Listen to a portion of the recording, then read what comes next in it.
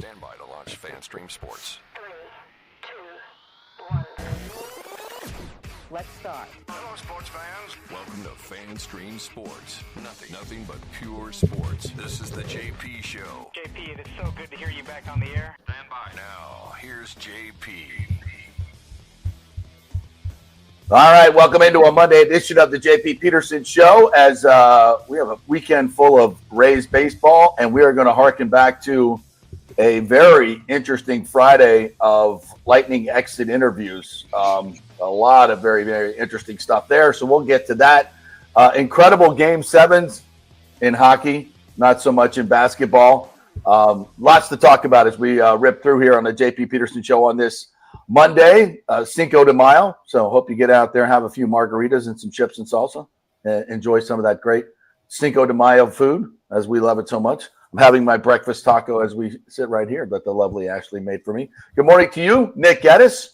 How are you doing, my friend? I am doing good. Back after a nice weekend down at Fort Myers I was at this weekend. And I saw you were up in Nashville for your daughter's graduation, which looked like obviously a great moment for you as a father, I'm sure. Nash Vegas was lovely, as always. A little rainy, though. Very rainy this weekend. It finally rained here, actually, for the first time in 2 months, it feels like. We finally got some rain. So there you go. Much needed. There was a rain down showering of Lightning comments in the exit interviews that I thought were extremely interesting on Friday. Erik Erlendsson's going to join us at 11 o'clock and kind of break it down even further. We're going to play some of that sound for you. The Rays had a big weekend in New York. Like, what is it about the road that gets this team going and they can't play at home? They can't play at Steinbrenner, the big Stein. I think we should swap home stadiums with the Yankees. We got the wrong one. We need the real Yankee Stadium. Yeah, man. We need Yankee North, and they can play in Yankee South. Yeah, that's fine with me. Absolutely. Or just be on the road the whole time. We'd be a better baseball team for sure. Give it a month, and you'll be on the road about every game. Yeah, exactly. Like, that's a good thing. We thought that the top-loaded schedule was a good thing, but maybe not. Which is interesting because, people say, well, the Rays are having a hard time hitting there. Well, the other teams aren't. Maybe the Rays pitching isn't as good at home as it should be. I don't know. It's a weird thing, but the Rays are definitely playing better on the road. So we'll see. Maybe that will help them during this long, hot summer. But I want to start with the Lightning. We'll get Erik Erlendsson on 11 o'clock. We'll dump into a little bit more. But especially as I watched a good bit of hockey this weekend, I mean, the Game 7s were just like unbelievable. I was actually sitting in a bar on Broadway listening to some great music, popping from bar to bar on Broadway. And I just started zeroing in, sitting at the bar, watching this Game 7 in Dallas. That was just unbelievable. They're trailing the entire game 2-0 and come back late to force overtime and get an overtime winner. And I'm just like, oh, why can't this be the Lightning? Why can't this be the Lightning? I want to see my Lightning play in these incredible Game 6s. I mean, the drama for me in sports is in Game 7s is unlike anything else. Last night, get home and Ashley and I usually watch some, nice Netflix something on a Sunday night. And I'm like, honey, we got overtime. And she's like, oh, let's watch this. I'm like, yeah, let's watch this. Overtime in Winnipeg. They score with what? They were down 3-1, score with 1:30 left, and then come back with the latest game tying, sending into overtime in a Game 7 goal in history. I think you have the call of that one. Do you not, Nick? Yes, let me cue it up right here.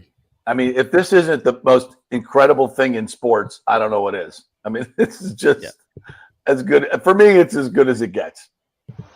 Crazy stuff.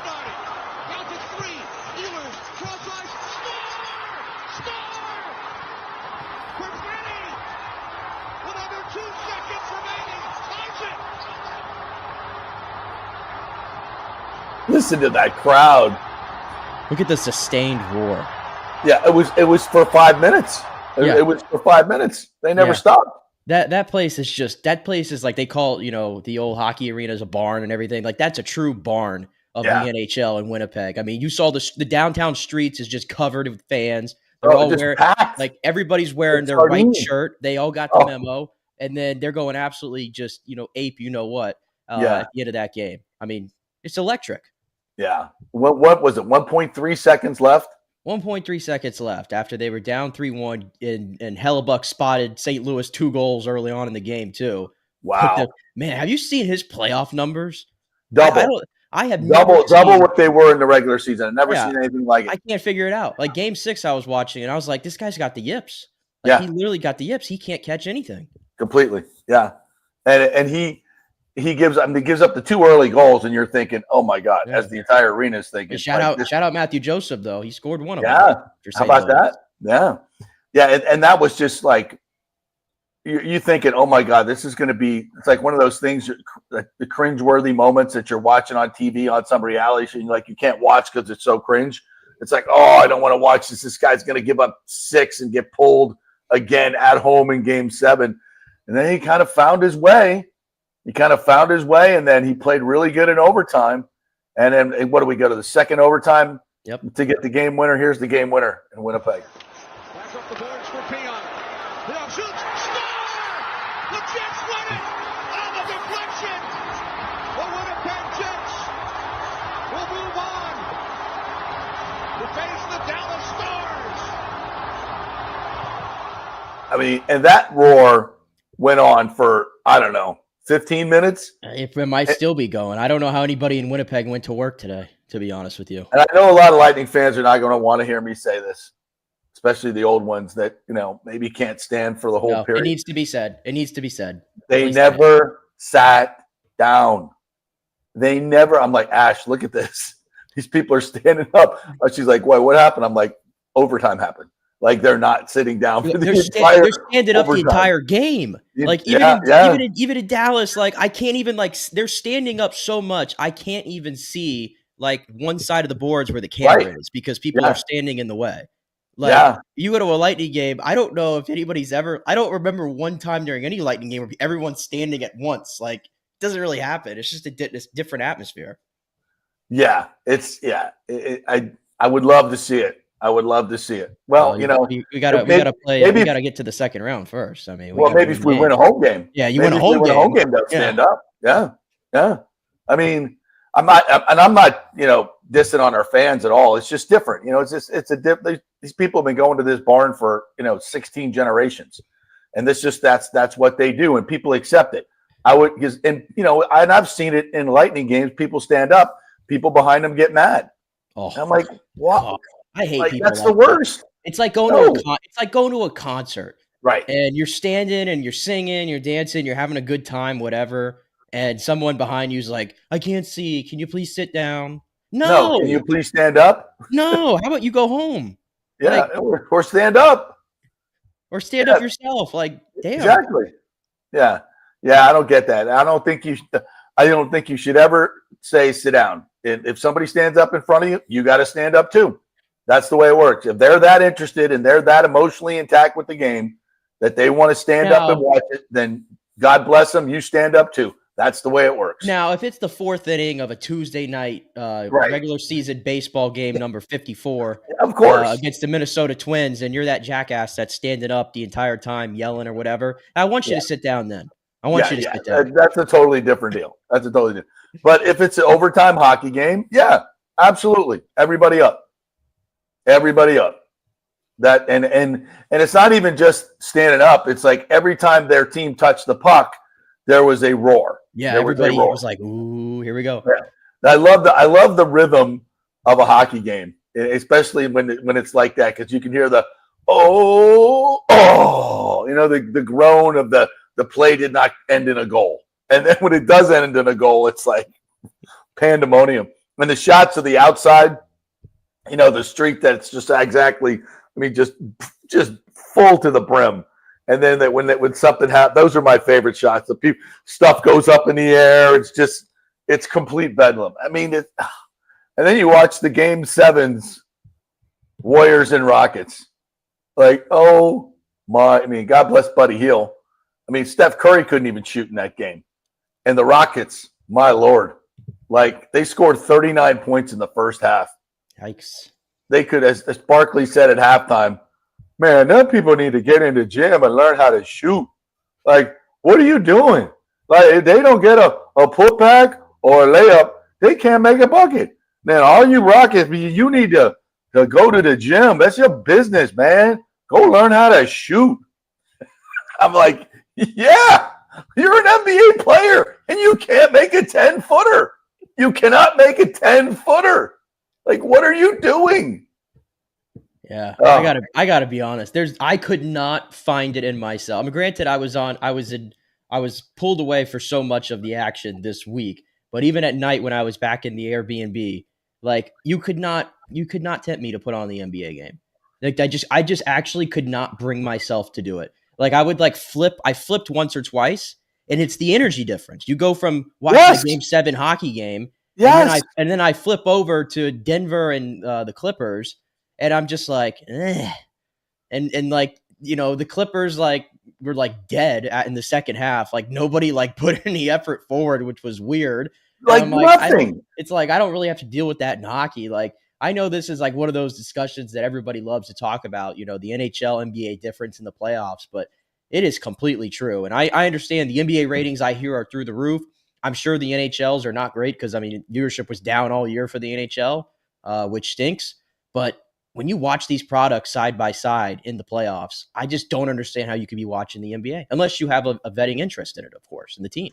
Yeah, exactly. It's brutal to watch. You know, Celtics own the Knicks. There's no drama at all.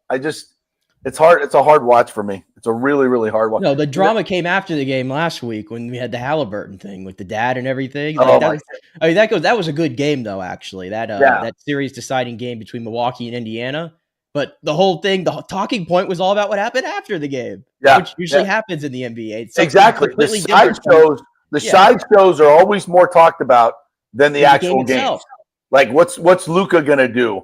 What's LeBron gonna do? What's this guy? Like you said, is Durant go? Where's Durant go? You're in the middle of the playoffs, and most of the talking points are off season. Who's gonna go where? In the middle of the playoffs, not what the matchups are. Not this. It's just like those are. Oh, Therese Halliburton's dad was disrespectful.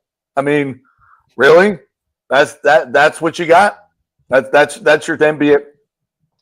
Brutal. But anyway, and then the Dallas Stars, before we get to Lightning, the Dallas Stars, that game, they're down 2-0. They come back and score late. I think you got some sound from that one as well. Yeah, we'll play the game-winning goal here that made it 3-2. Wyatt Johnston, hell of a young player for the Dallas Stars, and he scores here on the power play to give them the 3-2 advantage. Now trying to take the lead. Down low. Johnston scores! Wyatt Johnston with 3:56 to go.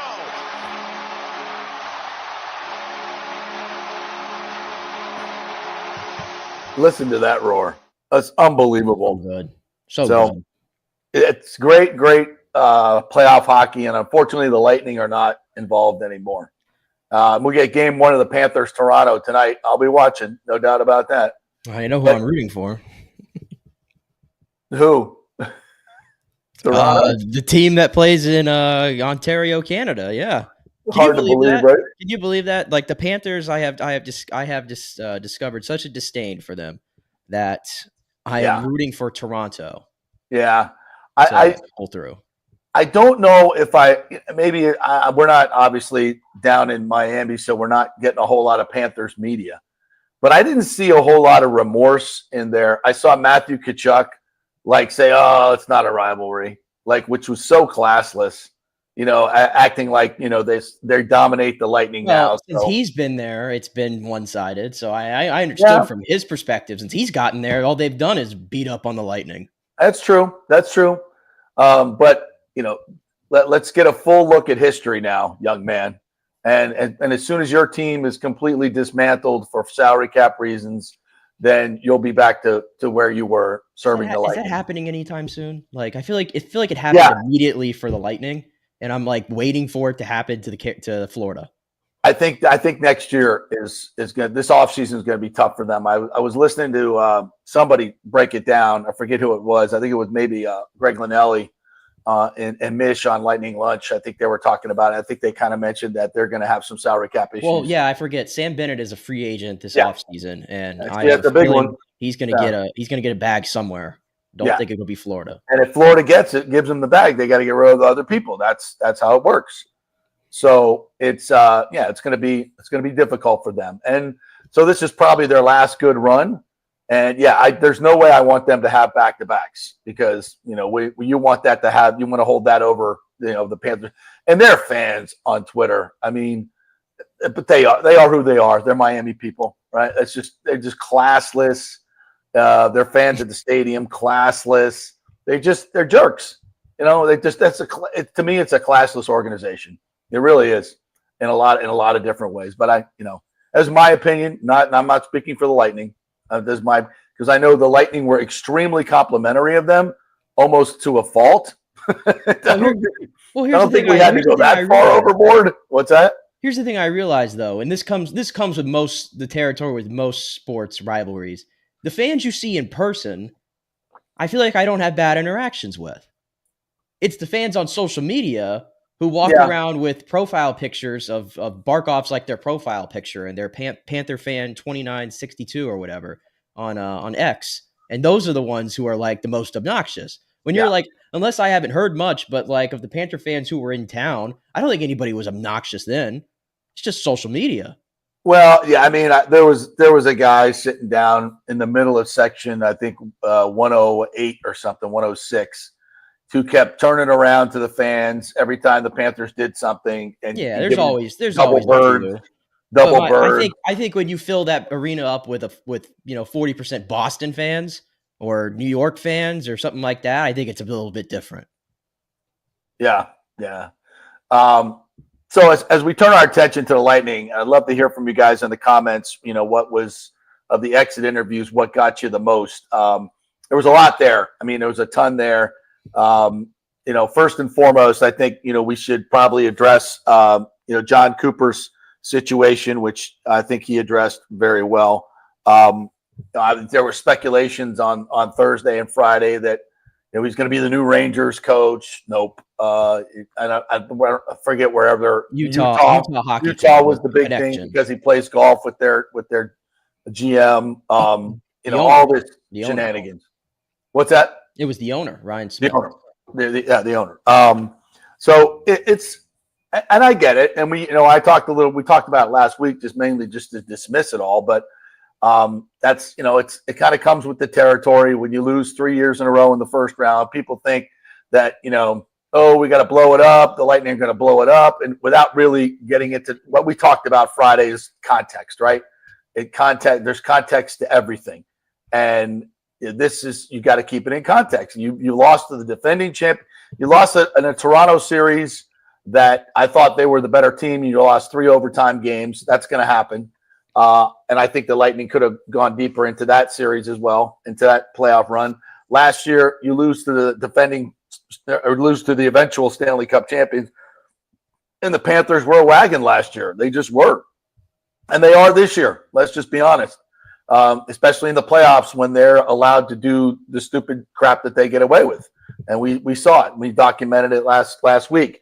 It plays, the playoff plays into their thuggish style of hockey. And let's just be honest, they've got some really good skill as well. But they know how to intimidate the Lightning. There's no question about it. They know how to out-hit them.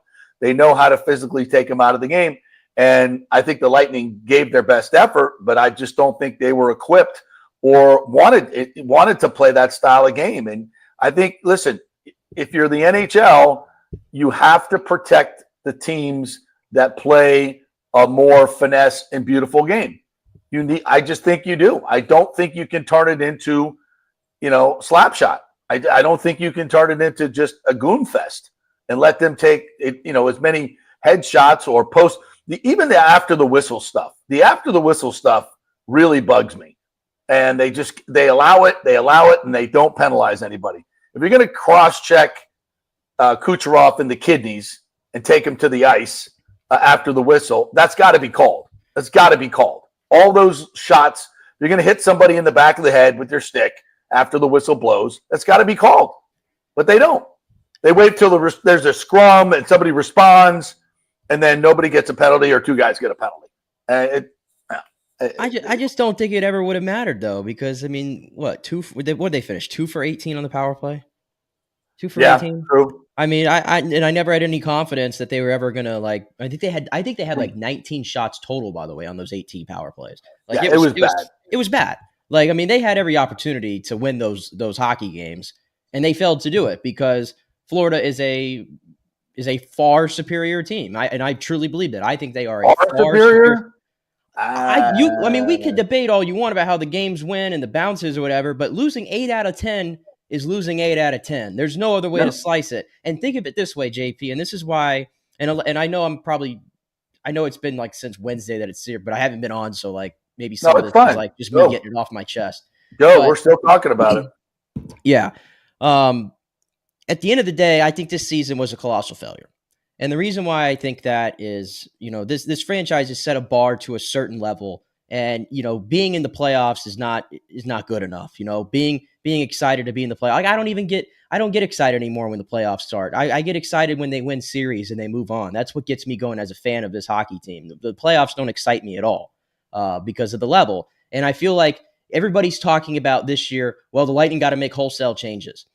They just made wholesale changes. Last year, Julien BriseBois parted ways with the franchise icon and made it landed the biggest free agent out there in Jake Gensel, who goes on to be an incredible player, and he was the best player in the series by far for the Lightning, by the way. They traded Mikhail Sergachev, which was a really unpopular move at the time, for Connor Geekie and J.J. Moser. So he completely retooled that. He retooled the bottom six, bringing in Gergensons, bringing in Cam Atkinson, which didn't work out. That went the same way of the Connor Sheary route from the year prior. Gave some young guys some run, like a Mitchell Chafee, like a Gage Gonsalves, who I thought held their own in this playoff series. And then at the trade deadline, he goes and gets Oliver Borkstrand and Yanni, who unfortunately did not play, and obviously scary situation there with what happened to him. And then Yanni Gourde, who was more of the sentimental, hey, let's get Yanni back, let's get the band back together. And I just glossed over the fact that they got Ryan McDonough too. So you want wholesale changes? They just did wholesale changes. You wanted the Lightning to be better 5-on-5? They were good at 5-on-5. You wanted the power play to still be really good without Stamkos? Guess what? In the regular season, it was. They ranked 5th. They did everything that you possibly could do. They were like number 3 in goal differential. And then we get to the playoffs when it matters most, and you lose in 5. So it's a failure of a season. And it's like everybody wants wholesale changes. And I think, of course, like you don't want to sit on what you've done, and that's losing 3 years in a row and say, oh, we're just going to go with the same group that's, getting older every year and we'll keep it together. But the idea of making wholesale changes, it's like they just did that and it got them nowhere. Well, I wouldn't say that. I think they had a great regular season, and I get it. The standard is the standard, and it's winning playoff series. Well, what's the constant here in the last 2 years? The best team in the league, arguably the best team in the league. And so the Lightning could be you are to them. And Lightning could be the second best team in the league. No, I don't think they are. They could be the third best, maybe the fourth best. So you go trade Cooch, get rid of the coach. I mean, what are you talking about here? I mean, it's the idea of trading Kucherov is ridiculous. Now, listen, all the things you just said, yes, Gensel was a great ad. McDonough was a fantastic ad. J.J. Moser was a really good ad. Getting Connor Geekie was great. Absolutely. I think all that was fantastic. Where they failed was the bottom 6. The bottom 6 and the defensive pairings were not good. And what was the difference in that series? The third line. I don't think Luostarinen and Lundell and Marchand. Look what the Panthers did at the deadline. They got Seth Jones and Brad Marchand. We got Bjorkstrand and Yanni Gourde. But the Panthers were able to use the LTIR. Yes, because of Tkachuk. So that allowed them to take on the salaries of those two players. Like that's a little bit different. I know. So what? But is that? I mean, is that Julien BriseBois' fault? No, but listen, we have to be completely honest here about Julien BriseBois. Julien BriseBois, they don't win the 2 Stanley Cups and go to 3 without some of the moves he made. Okay, we all agree. 100%. But you know this better than anybody covering sports as long as you have it. So what have you done for me lately, Lee? Absolutely. It's like that across all sports.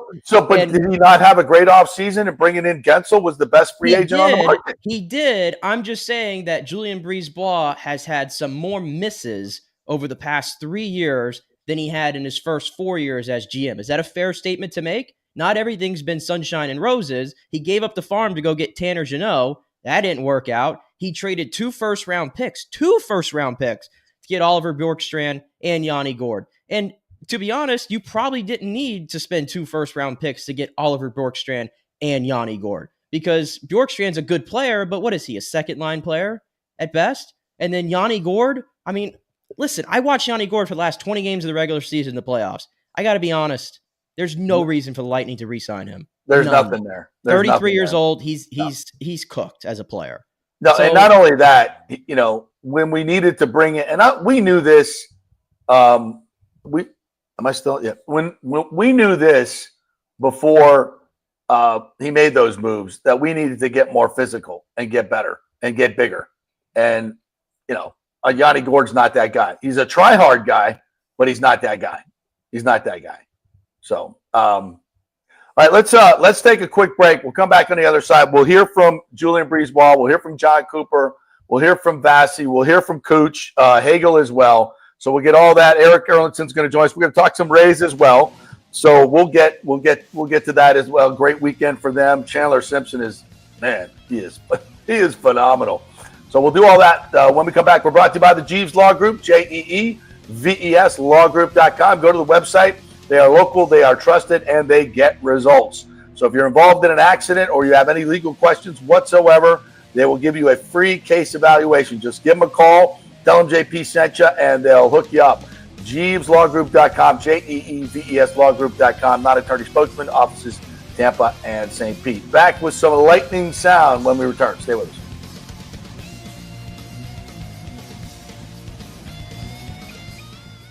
Spring means a time of renewal and Rays baseball, and the folks at Italiano Insurance want to welcome the Rays to Tampa and remind you it's time to renew those insurance policies with the now famous Italiano Insurance Checkup.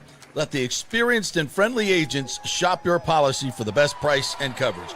Famous for saving me over $1,000 on our auto insurance last year and over $500 on our homeowners. Now that's a grand slam. Might as well get a double play by adding flood insurance and business insurance to your portfolio. Costs less than you think, and trust me, you do not want to risk your home or personal wealth. That's a big whiff. So step up to the plate and call 813-877-7799 and chat with the all-star agents at Italiano Insurance. 813-877-7799 or go to ItalianoInsurance.com. Go Rays! JP here for Riveters, our new official sports bar and grill of the JP Peterson Show. And just like our show, no BS, no corporate chain feel, just amazing, authentic folks serving great comfort food in a casual atmosphere at unheard of prices. Riveters is located just south of Raymond James and Steinbrenner Field on Dale Mabry, walking distance to the park, so free parking, great place for pregame and postgame. Let's talk about fresh food. Nothing is frozen. Burgers, wings, prime rib, roasted fresh daily, never frozen. That makes a huge difference. The mahi, the salmon, also super fresh.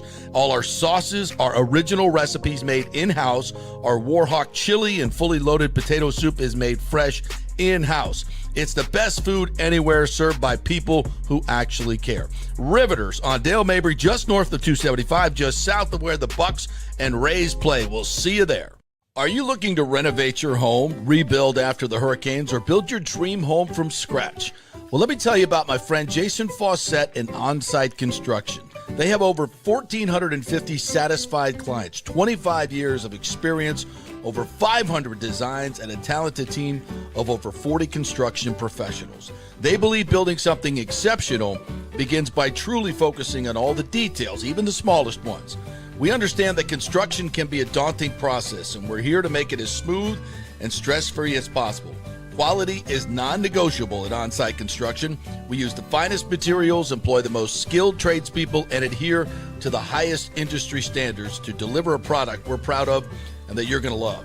Our project management is meticulous with a focus on completing projects on time and on budget. Your happiness is our primary driver. So give us a call at 813-579-5789 or check out our incredible website at onsiteconstructionfl.com. Let's go. Right now, back to the show on FanStream Sports. Brought to you by the official sports bar and grill of the JP Show. That's Riveters. The Rays were back home this week, so check it out. Go by before or after the games. You can park there and walk down to the games if you so desire. Great food, fantastic staff there, and they do all the UFC fights for free. We got 3 of them coming up this month, I believe. So if you're into that, head on down to Riveters. You can watch it. You don't have to buy it at home. You can watch it at Riveters. Good stuff. Always free to get in as well. All right, Nick Geddes joining me here on this Monday. Going to hit some comments real quick here, especially on the Lightning. James is upset, but he makes. What's that? I said I'm upset too. I know you are. James says, "Why is it crazy for Coop to leave? I want him to stay, but maybe he wants to have a change. The bottom line is the stars of our team did not perform at all. Bolt's horrible this series. Home ice has been bad." I mean, yeah. When you look at Point and Cooch's numbers, well, you know what? I'm going to let JBB defend him instead of me. And I think he makes some good points too. James says Panthers head and shoulders better and should concern everyone. It's not that I'm not concerned, but I think there's a couple of tweaks that can be made, and I think it goes to size and physicality, and you're right back where you need to be. I would rather be less successful in the regular season, obviously, and more successful in the postseason. And to do that, you got to have a bigger, more physical team. Yeah. Did anybody think the Lightning were ever in this series? The problem was, and I said it from the very beginning, was the give up in game 1. That was the strangest thing for me. Like, they did not answer the intensity. They did not answer the physicality. They were out hit 2-1. That game really, really bugged me. The rest of the games were pretty damn competitive. I got to be honest. The physicality discussion, and that was a big talking point after game 1. That was a big talking point going in. I thought as the series went on, the Lightning started to push back a little bit, and I felt like that became less of a story. Everybody wants to harp on the bottom 6. Well, I don't know what else you could ask for from your bottom 6 than Luke Glendening scoring, Chafee scoring, Geekie scoring, Gonsalves was scoring. Like, these guys put the puck in the back of the net. Well, Gonsalves is not a bottom 6 guy anymore. He's a top. Well, now he's graduated. But these guys were putting the puck in the back of the net, which nobody would have expected in a playoff series. And I always look at what did Barkov? Does Barkov score 1 goal? Yeah, but the overall Bennett had 1 goal, 2 goals. But the overall impact of Barkov's game is incredible. This guy, I mean, there's a reason why him and Sam Reinhart. Look, I'm not going to argue that the Lightning were better, but I think you guys act like it was 6-0 every freaking game.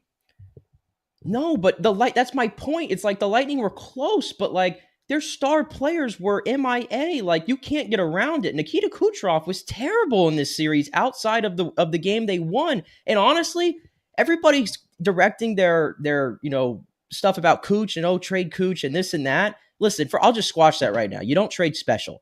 Like, at the end of the day, he's had 3 bad playoff series. I understand that, but the guy is still 20th all time in playoff points. The guy's right there next to a guy named Mario Lemieux. You heard of him before? I have. Yeah. Pretty good.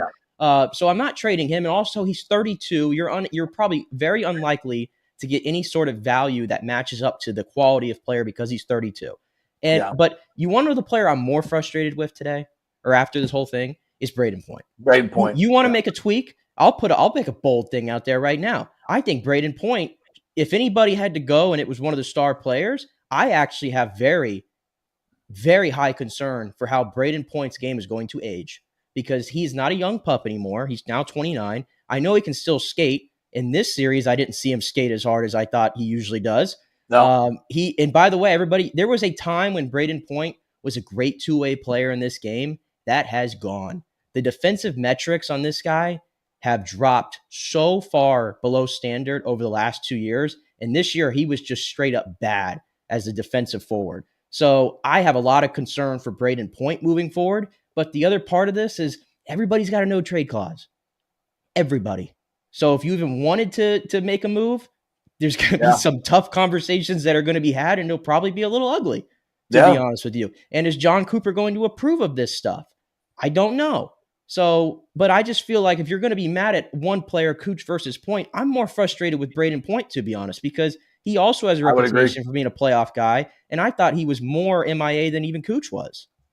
Yeah, I would agree with that. Both of those guys have to learn how to figure out what the Panthers are doing, and what they're doing is physical. That's the thing. It's those two guys especially are just constantly getting better. And I think some of it is after the whistle stuff. Some of it is a little questionable, as we saw with Brandon Hagel. So yeah, more than questionable. All right, let's get to some of this, because I think they can say it better than us. I'm not exactly which this is either JBB on Kucherov or just the entire series. Courtesy of our friend Evan Klosky on his Twitter. The Nikita Kucherov, obviously this is two the outstanding regular seasons back to back, but in the playoffs, what is it about Florida that has given him some fits there these past two series? Well, I think first of all, what Nikita Kucherov does in the NHL, he makes it look really easy. It's like the level of difficulty is incredibly high. That's why no one else plays like him. That's why no one else produces like he does. And I said earlier, history is written by the victors. Like, we're going to remember, because that's the case, and Florida won the series, we're going to remember Sergei Bobrovsky's saves, like a bunch of saves in the second period of the last game, instead of Vasilevsky's phenomenal saves in the first period. We're going to remember the performance of their forwards instead of the performance of our forwards. Like, Kuch still had 4 points. He was involved in a bunch of scoring chances. I think game 2, the game it was 1-0 game at the point with 30 seconds to go. Kuch is in the corner, and he does one of these only Kuch can make plays off the wall to the slot to Pointer. Like, if that puck goes in, he's got to convert that. And Coop's added to his legend. Kudos to Sam Bennett. He came back at the last second. He got a piece of Porter's stick, but the puck's on his blade. If we win the series, everyone's talking about Kuch's assist to Gensel at the start of the third period of Game 3. Last game, he, again, one of those out of the corner. There's 6 guys. Feels like there's 6 guys on him. Obviously, there can only be 5. But he puts it on the tape of Pointer in the slot again. It didn't go in this year. Just didn't go in this year. And I remember after one of the games, Coop is watching a video on the plane, and he's going, "It's unreal all the great plays that Kuch did tonight." And no one's going to see him because no one's paying attention. Like, I think it comes with being a superstar. That the expectations are what they are. They're sometimes unrealistic. He did a lot of good things for us, and he helped us win this series. And I know because the coaches went out of their way to mention how good he was on the bench, how positive he was on days off, how he's one of the leaders that was selling what we needed to get our players to buy for us to be successful. Kuch is a genius, and like many geniuses, he's sometimes misunderstood. But I am ecstatic that he's on our team, and I wouldn't want it any other way. Well, I think that says it all. So much of that stuff we just didn't know. It's all behind the scenes. And I think he's 100% right. Yeah, and it's sometimes it's not. I mean, he's a playmaker. You got to have guys put the puck in the net. And to your point, and to his point, my point, Pointer is a guy that we really have to talk about. These guys got all the accolades and the flowers when they won the cups and made, got it to the finals as well. They should, and they produced. But it's hard running away from 15 straight games without a playoff goal, even when you're the playmaker. And everybody knows that everything goes through Kuch, but the other guys got to do their part too. You got to put the freaking biscuit in the basket, or it's just the playmaking is meaningless. So, all right, here's Cooper. Well, actually, let's just go since we're on the Cooch train. Here's Kucherov talking about what's coming up this offseason for him. Yeah, so next week starts. And so if you come in August, it's like, well, I've been working for 3 months, you know. But it is good to have guys come back earlier. But at the same time, I'm not the coach. Like, it's really hard to, you know, I got to work on my stuff. But at the same time, you got to help the other guy. And, you know, it's a little bit, it's tough, but I'm happy guys are willing to come earlier and put work on because we have, you know, free ice, free gym. I mean, everything you want here. Trainers here. You want treatment, it's here. So I think it's the best place to really put everything outside and just focus on your game, your skill, and what you got to be better at. So, yeah, it's good to have young guys come, and you know, Hex came over last summer, you know, and had a hell of a season. Hopefully he continues to, you know, work on his skill. Don't go to the gym. Work on his skill. You know, I didn't want to miss any games, so I just kind of, you know, the trainers did a hell of a job, you know, keep me in the games and, you know, go through, you know, some hard time. And it is what it is, you know, guys playing with, you know, a bunch of bruises and, you know, something else. But I just wanted to play hockey and enjoy the moment and be with the guys. And it's always sucks to watch game from, you know, from outside. Well, that's Cooch talking about his off season, and he had a hand injury that he played through that he had in I think late February. Yeah. But continued to play. And the list of injuries again: Hedman playing with a broken foot. I don't know how you do that, to be quite honest. And then what happened to Bjorkstrand? This 2 o'clock in the morning compartmentalism. I read a little bit about it. Of just, you know, basically an exploding muscle.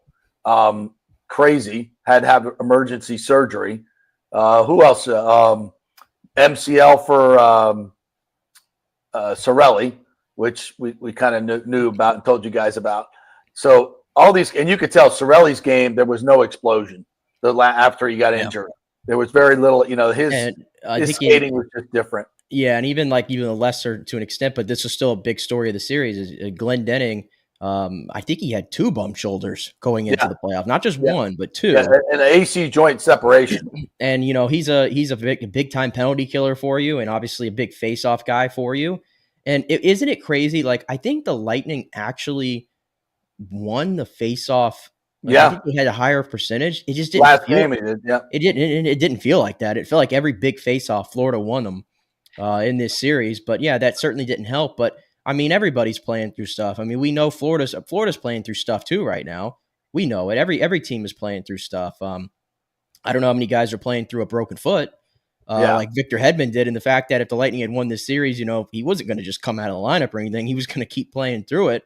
But, you know, I would even say about Hedman, it's like you can use injuries as an excuse all you want. But I would also say even before the broken foot injury, I'm not going to sit here and I go back to, you know, your stars have to be your stars. We talked about Cooch. We talked about Point. I don't think Victor Hedman had the best series either. And specifically on the power play, I think he was a big problem for whatever reason. He's got to shoot that puck. He's got to get that puck on net. He had 2 issues on the power play. He couldn't keep the puck in a lot. I saw so many pucks get by him. And then he's usually great at that. At 2, he took a lot of shots, but man, when I say miss the net, I don't mean just by like an inch or 2. He's missing how much wide of that, left, wide what did he right. break his foot in game 4? He did. I just felt like even before, so I don't think he was playing well. And so many of his shots, it's like you got to get it on net, get a rebound, something, a tip. Well, also when they shot the puck, 9 times out of 10, there's no scrum. There was nobody in front of the net to battle for the puck and kick it back out and remain and keep possession. It was like every time we shot the puck, it was miss the net, clear, miss the net, clear, miss. I mean, it was, and then getting back in the zone was a tall task. So yeah, there was a lot of things that, and I thought, in a lot of these situations, and James mentions this in some of his comments, is that where were the adjustments? Where were the adjustments on the power play? I thought it got a little bit better as the series went on, but we'll all remember that 5-minute major where the Lightning got one shot. I think it was a bad angle shot with about 30 seconds left in the 5-minute major, where they did absolutely nothing with it. And that was a brutal moment in this series. And you just got to be better. You got to be better. And you also made a point earlier about, some of the D pairings and how could you upgrade. And I think everybody's, and myself included, we're going to point to that third pairing between Nick Perbix and Emil Lilleberg. And if you want to talk about a shortcoming, I can't believe that Julien Brisebois watched those two play all year long and the ineptitude that they showed and thought that wouldn't show itself in the postseason. It absolutely did. I don't know how many times I see the puck go in the back of the net and I look who's out there and it's Lilleberg and Perbix. And it's like those dudes, it looked like they were playing November regular season hockey. Like, you want to talk about not being up for the moment. You want to talk about Lilleberg is supposed to be this big intimidating figure that's supposed to show himself in this type of series. And he's just young. Yeah. It's like he just didn't want to be there. And Perbix, it's like you want to talk about a drop off from his rookie season. It's there. And that pairing never worked all year long. And the other puzzling part about that is, JP, where was this is not just for the playoffs, but all year. Where was Max Crozier? Max Crozier played 5 games all year for this team. He played 3 playoff games for this team last year. Thought he held himself okay. And he actually has a good chemistry with Lilleberg when those two guys played in the AHL. And it's like they never even tried it. He gets called up for game 5, doesn't even play. So what's the point? I feel like the mismanagement, and they ran 11-7 so often. And why are you running 11-7? Because you don't think you have 6 quality guys. So you're always running 7, and Radish is in and out of the lineup constantly. He was like the fall guy, right? Yeah. It's just odd the way they handled that third pairing all year long. Yeah, I agree. Here's let me see one more. Let's do well, here's the one soundbite everybody was talking about is Brandon Hagel talking about his situation with the hit from Ekblad and his hit on Barkov. I think the most frustrating part to me, listen, I think hockey's the best sport in the entire world, and I think the way it's played and the honesty and the respect for a lot of the players, it's as competitive as it gets on the ice. But at the end of the day, it's like you have respect and you have those unwritten rules, and it's when you say they said anything to me, they didn't say a single word for me, and a little bit of that is like, I don't know, just any 20 of you guys, I could care less. I'm a pretty honest player. I would have answered the bell. Like, I would have, if you would have said, let's fight, I don't care if I would have got my ass kicked. I have to respond to a situation that I understood was the case. It's one of their top players. Did I mean to do it that egregiously with him not touching the puck? In my opinion, if he touches the puck, I think it's as clean of a hit as it gets. That wasn't the case, and that's not how I saw it going into the hit. But that doesn't matter, obviously. But yeah, I don't know. It's just, I don't know. That's the worst part. But if you're gonna go for someone's head, you have some things coming for you. Yeah, you missed that at the end. He said you got some things coming for you. So for another time. Yeah, look, and I agree. In so much of this Hagel hit, it seems like keyboard warriors never actually saw the hit. Oh, he didn't hit the puck. He didn't touch the puck. Like he wasn't near the puck, and just out of nowhere, Hagel came and speared him. That wasn't the case. He was going for a puck in the corner. He was engaged with another Lightning player, and just about as he was about to touch the puck, and Hagel hit him at the same time, his stick was lifted and he didn't get the puck. So let's put it again. Context is important here. So, and people say, well, Hagel had it coming. A blindside elbow with the heart, as Brian Bradley pointed out, the hard plastic pad that's on your elbow to the chin of someone who's not even looking. You're coming from behind. No, and also the puck was long gone. Come on, that's not even close. Those two hits are not even close to comparable. And to his point, like the old school, the way you handle these things is somebody takes out your star, we're going to come beat the heck out of you. Somebody's going to, and he said, I would have dropped the gloves. I'm not going to be afraid of it. I'm going to take my medicine. But that's not how the Panthers chose to play it. And from the very beginning, they were headhunting. They were headhunting, and they were trying to intimidate. And we'll let Erik Erlendsson, who's coming on in a couple of minutes, talk about the dark arts. Absolutely, 100%. And that's what the Panthers were good at. And we can sit here and say all we want, and I think the points you made, Nick, are absolutely valid. The Lightning came up short. And I'm not trying to sound like, Pollyanna, there's nothing wrong with this team. I think it's pretty evident what this team needs. And you got to go get it done in the offseason. To me, it's very analogous to the 2018 Lightning team that got beat up by the Capitals. You got to go out and find some more grit and sandpaper and size and come back to fight another day against a Panthers team. A Panthers team, by the way, as we said, that won't be able to keep this group together forever. So I think Hagel has some great points, and it's gonna stoke this rivalry even more. Yeah, I thought he was really honest. I mean, as honest as you're going to hear a player, I feel like talk about something like that. I think he was spot on. I mean, these hits are dangerous. There's no doubt about it. I mean, the game has changed a lot over the past, 10, 15, 20, and certainly since how it was in the 90s, right? But, any sort of contact to the head and everything. I mean, listen, everybody knows the infamous hit that Scott Stevens laid on Paul Kariya in 2003. I think it was in a Stanley Cup final, actually. Paul Kariya was never the same after that hit. He had a concussion. I think he suffered memory loss. Like, he had a lot of issues after that hit. And I'm not trying to compare the two hits. I think the Stevens one was far worse, 20 years ago.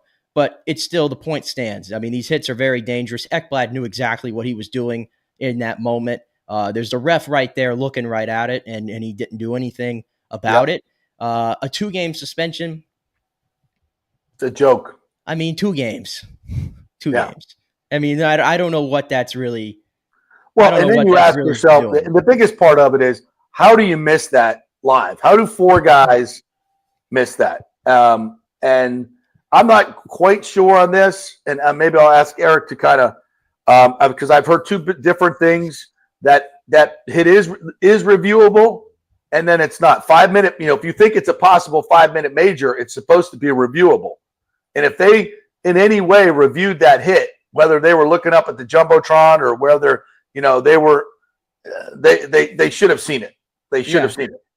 Yeah, and it's unfortunate. It's like, even though that hit sucked in the moment and you lost Hagel for the rest of the series, ended up being, that play still had a chance to be a turning point for the Lightning in this series. And I thought it was going to be. Well, they got the 2 goals right after. They responded with the 2 goals right after. John Cooper shows the great emotion on the bench after, which we haven't seen from him in a long time. And it was like, okay, that's what's going to get the Lightning back into the series. We all know the story of what ended up happening late in Game 4. But yeah, is it ideal that you had to play most of this series without Brandon Hagel? No. Is it ideal that you had to play the entire series without Bjorkstrand? No. But there was still plays to be made. There were still things to be done that would have helped you prolong this series even further. And they just didn't make those plays. And Florida did. And that's why Florida's going to be playing Toronto tonight. And they're the gold standard of the NHL right now. All right, we're going to get to the Rays after we talk to Erik Erlendsson. We're going to take a quick break here. By the way, Erik's going to give away a Lightning Insider subscription to one of you great folks who are commenting. So I think he's going to have a little trivia question. So we'll do that at the beginning of his appearance, and then you guys can comment and answer, and we'll give away a Lightning Insider subscription. If you're a hockey fan, it's a must-have. So quick break. We'll come back on the other side. Erik Erlendsson, LightningInsider.com, will join us. Stay with us.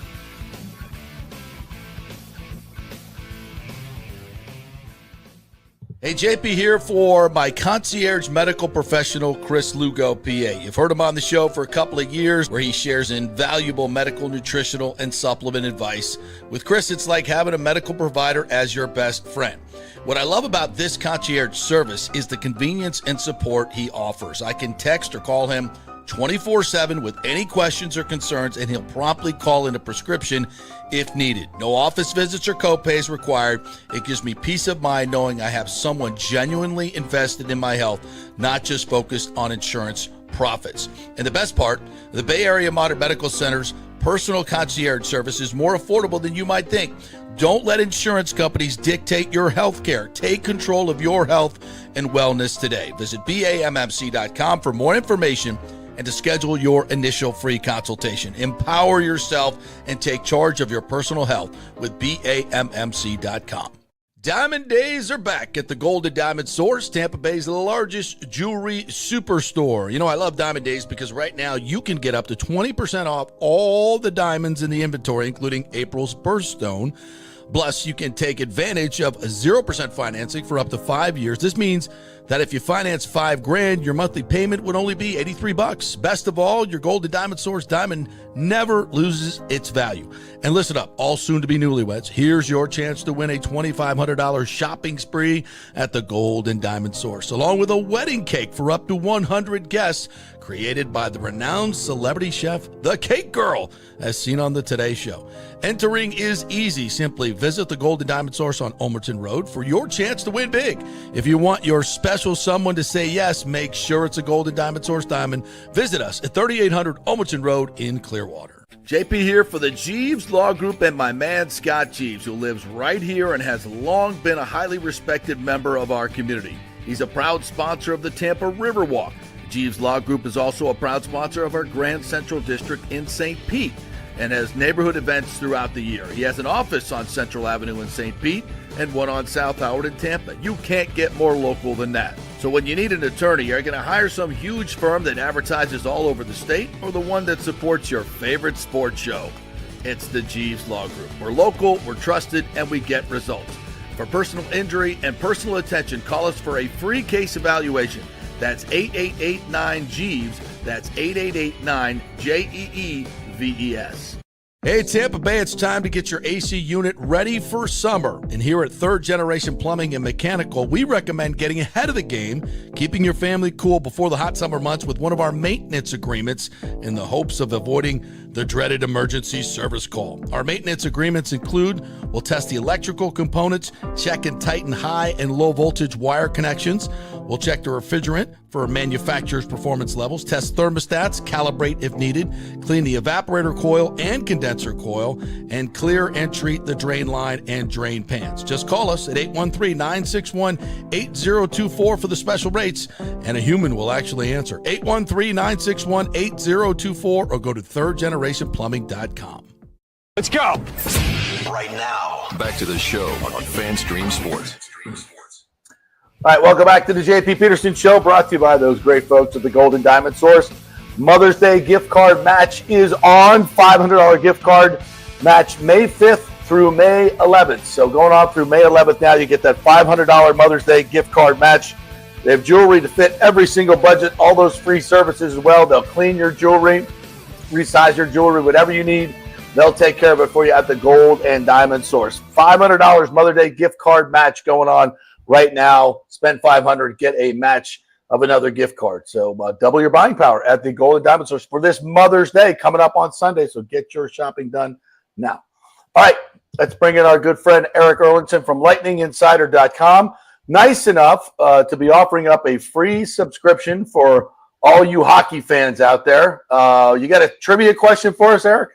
I do. And the first one who answers in the comments, tag your email address in it as well so I can reach out to you if you get it right. So here's the question. The Lightning record, regular season record for most points in a game is 6. It is held by 3 players. Name me those 3 players. So again, the Lightning record for points in a game during the regular season is 6. It is shared by 3 players. Let me know who those 3 players are. And by the way, this is made possible because I've had some people reach out to me. They want to gift some subscriptions. Oh, cool. So I've had Robin, Jeff, and Karen have donated money to bring somebody some accounts so that they can be exposed to my work. So thank you to those 3 people to reach out and give some gift subscriptions here. And it's outstanding. And not only the information you give, but you're a tremendous writer. I love the themes of which you write your columns. They're always awesome. And I'm going to ask you about a couple things you had in there. So yeah, it's not just regular coverage, folks. It's someone that's been covering this team since at least 2000, right? February of 2000, I was hired at the Trib to back up Ira for a year and a half, and took over full time 0102. So I got the full brunt of the John Tortorella years, including the Stanley Cup. Eric, how does it make you feel that I wasn't even 1 year old yet? Nick, you're off the Christmas list. Okay. Oh, we're old. I tell you what, though, Eric, the 2004 trips to Calgary and every other place, man, will forever be etched in my mind as we sat up with our News Channel 8 truck on the top of that mountain looking down at Calgary. It was great live shot place that we had.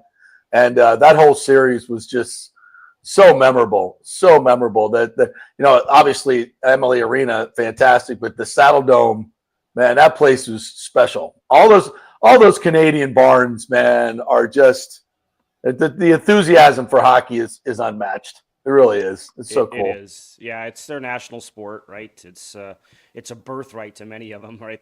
If they're not on skates by 2 years old, forget it. I mean, that Mass Mutual commercial with Steven Stamkos and Victor Hedman. Victor's like, he's only 6 months old. Well, I guess hockey's not his thing then. That's absolutely true when it comes to Canadians, because if you're not on skates by the age of 2 years old, then you're probably not going to make it. Yes. Save for college. Yeah. Yep. Hey, I had a question for you, a procedural question because I've heard from 2 different folks. On the Hagel hit, is that reviewable or not? I'm not sorry. On the Ekblad's hit on Hagel. Let me be specific. Yeah. You're talking in game, right? Yeah, in game. Yeah. It is. And I don't know why the referees didn't use this. This is in their toolbox. Right. They can call a 5-minute major and review it. And then after review, you can either confirm, lower it to a minor, or rescind it altogether. So the fact that, I'm still floored that they didn't do that. So much of what these type of decisions come into play are they react to the aftermath, right? They react to the result of the hit. Maybe they didn't see it. They look like there were enough guys to see what happened in that play, but it's in your toolbox. And why the referees in that game did not use it to their advantage, I'm not sure, because it stings, right? Because he's the guy who scored the tying goal. I mean, he shouldn't have been in the game. It should have been an ejection. Yeah, and and not to mention not having Hagel to protect a 1-goal lead late in the game, which was a huge part of that as well. So, I think Nick and I are having a bit of a disagreement on how close this series was. And I'm not here to say that the Panthers aren't the better team. They are. There's no question about it. But I also think and not that Nick did this, but the overreaction from so many fans about, fire Cooper, trade Cooch, and people in the media as well. I think it's completely unwarranted. I understand the frustration, but everybody keeps pointing to 3 first-round losses in a row, and I'm like, well, let's put some context into that. So where do you fall on this? Well, I mean, people want to try and make comparisons to this season, the way it ended, and compare it to Columbus, right? Much different circumstances. The Lightning won 62 games in the regular season, and they were swept, but everybody wanted, the house clean after that one, right? It's not working. And instead of reacting emotionally, the front office decided, wait a second, let's sit back, let's analyze this, because the easy thing would have been to just, all right, it's not working, get rid of it, right? Yeah. They didn't. They tweaked. They found areas that they wanted to be better at, and we know what happened after that. I'm not saying that's coming next. I'm just saying this organization looks at things from an analytical standpoint, and they will analyze the situation. So, does it suck to lose 3 straight years in the first round? Absolutely. Do you want to be the LA Kings, who have lost in the first round 4 straight years to the same team?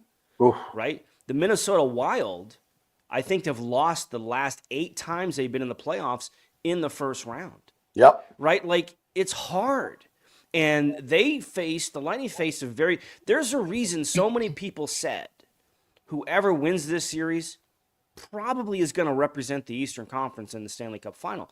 It was 2 good teams that happened to go head-to-head in the first round, just like Colorado and Dallas. One of those teams guaranteed out in the first round. Colorado, that's the other thing. I said this the other day. Since winning the Stanley Cup in 2022, Colorado's made it out of the first round once, and then they got knocked out in round 2. Right. So that's coming off of their Cup win. Washington, this series they won this year was the first time they advanced to the second round since they won the Cup in 2018. It's hard to win. You need a lot of things to go your way. We certainly saw the list of injuries, including Nikita Kucherov, who was dealing with something with his left wrist, so we all wanted him to shoot. Maybe now we understand why he wasn't shooting as much, right? So it's hard, man. It's hard. We demand with this team a high expectation level. So I understand why 3 straight years out in the first round is quote unquote unacceptable, but it's hockey and it happens. There's so much parity in the league. I mean, I think that this series, it was 5 games, but look at game 2. That's a 1-0 game, right? If they find one way to score a power play goal, maybe the series is different. And with 2 golden opportunities in the first minute there that those guys normally don't miss. Yeah, I mean, Pointer had 2 great chances. Gensel had the one chance in the opening shift of the game. So if one of those goes in, who knows? If they can protect that lead in game 4 or game 4 to make it a 2-2 series, who knows? I mean, but that's hockey. I mean, look at Winnipeg last night. They were literally 2 seconds away from being eliminated, and now they move on to the second round. There's a lot that has to go right for you to win a Stanley Cup. We've certainly got spoiled by it here. I just, again, and this is not my opinion, I'm just letting people know how the front office here works. They're not cleaning house. It's not going to happen. And the suggestions of trading a Nikita Kucherov, I know you're frustrated with him. He's led the league in scoring for 2 straight years, but he hasn't scored a playoff goal in 13 or 14 playoff games. Those are not pretty numbers. But I found in the history of sports that when you trade your generational talent, it doesn't usually work out very well for you. Yeah, I feel like you can look at like the NBA where the Mavericks traded like a Luka Doncic, for example. I feel like it would almost be like a similar thing. It's like you're trading the franchise player. Yeah. Like it doesn't really, and I always said too, it's like, it's not like a rant. Like I think when Colorado traded Rantanen, they were able to get really good value for him. But like Kucherov's 32 years old. I don't know if the value would even line up, to be honest with you. And a lot of these guys have, no trade clauses as far as I'm understood as well. And that's what I kind of said earlier in the show. It's wholesale changes. I feel like, didn't they not just make semi-wholesale changes last year? Like what else could you ask for if you wanted him to make big swings? You traded the franchise icon, you landed the big fish in free agency, you brought back McDonough, very unpopular move among many at the time, trading Sergachev. Like they made wholesale changes, and I don't know how feasible it is to do that 2 years in a row. You're absolutely right, Nick. That's exactly, somebody asked me that question before. Well, do we need to make big changes? Well, you just did. Like you did a big tweak to your lineup. It wasn't massive clean house type changes, but you did part ways with, arguably the most popular player in franchise history who's going into the Hall of Fame when his career is done, right? You traded a very popular Mikhail Sergachev, who, I mean, if you remember the ovation he got when he stepped out on the ice for Game 4 last year against the Panthers coming back from the broken leg. And, look, anytime a player wins a cup with you and is a big part of it, you're always going to remember who they are and what they did for you. But yeah, I mean, you brought in a Jake Gensel, you brought back McDonough, you made the trade to bring in a Connor Geekie, a 20-year-old prospect that they haven't really had in their system for a number of years. You brought in a J.J. Moser on defense. I mean, there was a lot of changes. I mean, you look at, the roster that was on the ice when they lost to the Panthers last year and compare it to the roster that was on the ice this year. The core is still here, but yeah, I think there were seven new players in the lineup. So yeah, I mean, I just don't know. The only reason you trade any of those guys right now is because you think it's completely done, the window's closed, and you're blowing it up. And that's not the case. Yeah. Erik Erlendsson joining us here, lightninginsider.com. We already have a couple of answers. Thomas Casper said Cooch, Stamkos, and Point. And then he said easy. Yeah, I'll easy. stop you, Thomas, because that's not right. John Hill says Cooch, Pointer, and Doug Crossman. John has it right. John has it right. All right, John. Well, I have his contact information, so I'll send that to you. Okay. I looked that up actually when you said it, and I saw that name, and I'm like, good luck to whoever picks that. I was like, I went and looked Pointer. I remember those games. I went and looked at his page. He had 29 points total in the 1992 season, and somehow got 6 in one game. Isn't it funny how hockey works that way? He had a hat trick, 3 assists, and it was his overtime goal that gave him the hat trick and the 6 points against the Islanders. It's like game 15 of the season or something. How about that? Good stuff. All right, John Hill, we got a Lightning Insider subscription coming your way. Yeah, because he's a season ticket holder and a big fan. So good. Good one to get it. Somebody who cares. Yep. Yes, he did. Absolutely.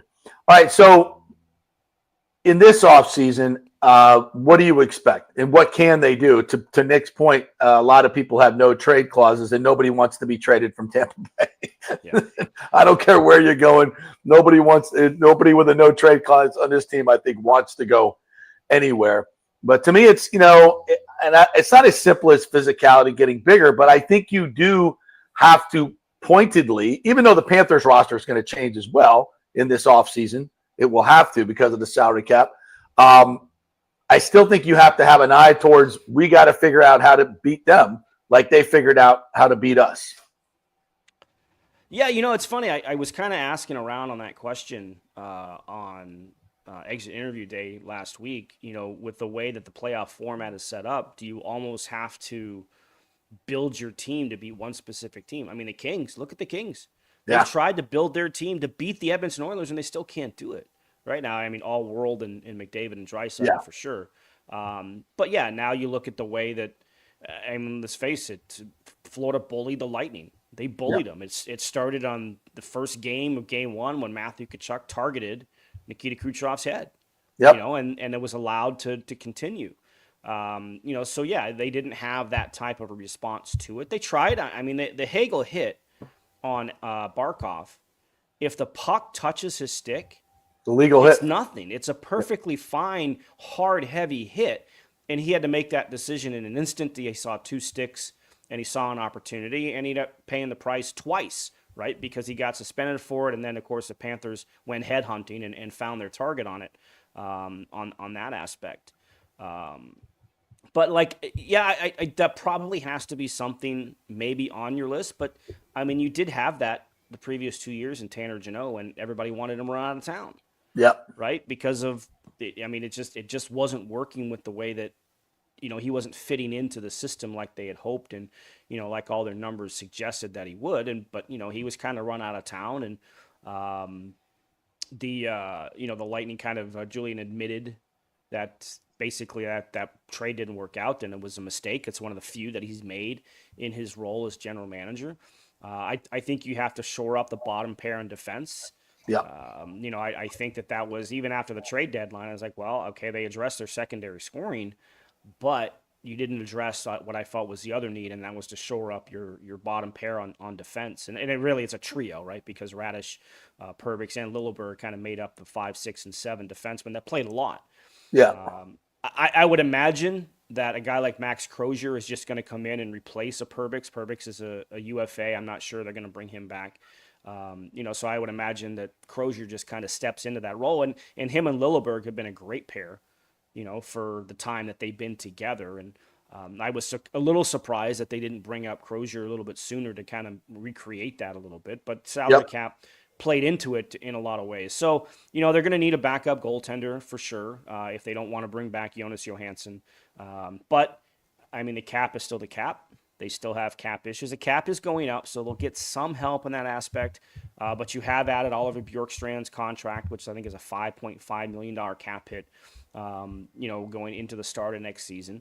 So you don't have a lot of money to spend on a backup goaltender who's only going to play 20 to 25 games anyway. But you do need a backup goaltender who can get you points. And while Johansson's numbers weren't great, he did get them points. He did. Yeah, he did. Yeah, he was did great. his job in making sure that they got to where they wanted to go. So that's kind of how I look at the offseason and what they're going to do. Tweaks, not big changes. But, I mean, Julian always tends to find a way to surprise us a little bit. And I think when they made the trade with Seattle, and, York Yankees was the star of that deal, but I think to many Lightning fans, it was just good to get Yanni Gourde back. But, we watched him play 20 regular season games, I think. We watched him in the postseason. I think he scored 1 goal in 26 combined games. Maybe he's 33 years old now. It's, is that probably a player you think they might not want to re-sign? Or if they do, it's probably going to be trying to get him on a bargain, if anything. I think the latter part. If they and look, Julian said the day that they made the trade, they would like to try and keep him around.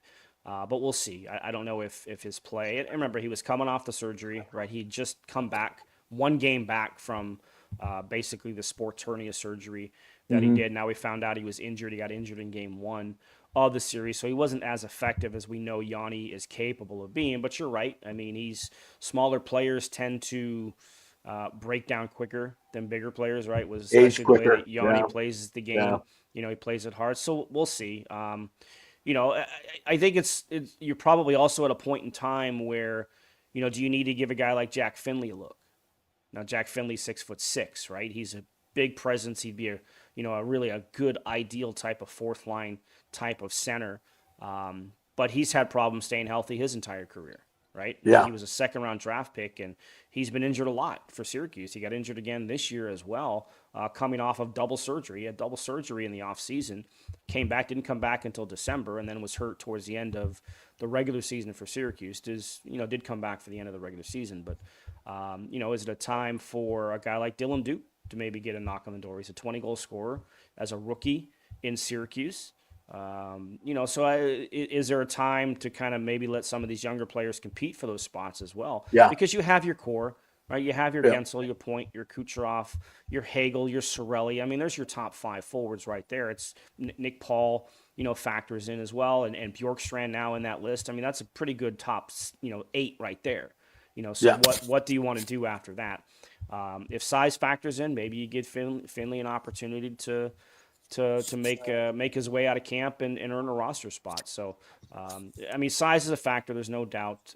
So I would look at maybe kind of, beefing up a little bit on that aspect and kind of maybe absolutely not fixing, but adding to the bottom pairing on defense, maybe beyond Max Crozier coming. Because I think Crozier's just an easy transition to step right in.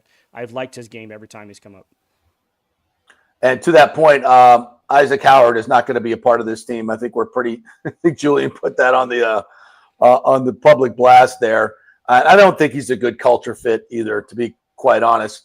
Do you expect them to get something for him at the draft, something that they could use right away, or is it going to be more of a prospect? It's a good question. I don't think it'll be a draft pick necessarily, because it would have to be at least a 2nd. Right, because the Lightning would gain a compensatory pick if he signs with another team. If he goes back to Michigan State and finishes his last year Michigan, he will become a UFA on August 15th of next year. So if he does sign, the Lightning would get a 2nd-round pick in 2027 draft. I think if you're the Lightning, you probably want to maybe get something more for that and get it sooner. But then the question is going to have to be, is he willing to sign a contract and leave school and sign with his new team?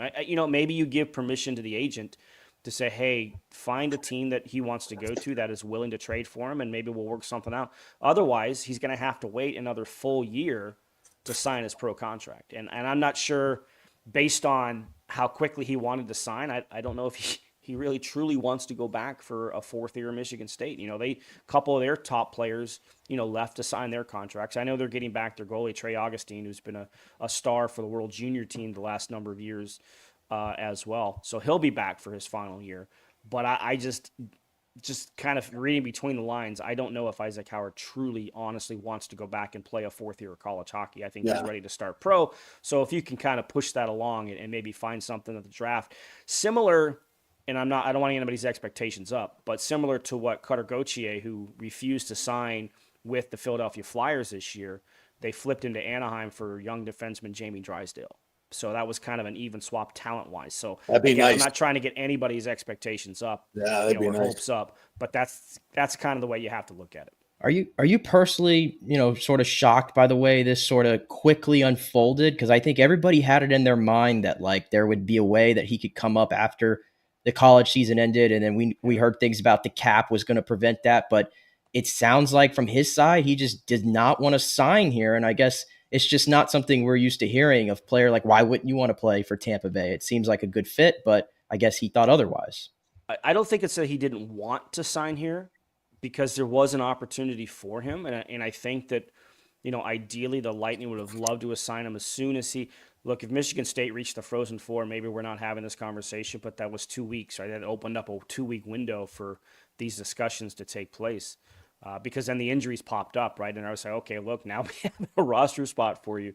I got the feeling, and look, all along through this process, the conversations that I've had with people in the Lightning front office, they were very optimistic Isaac Howard was coming.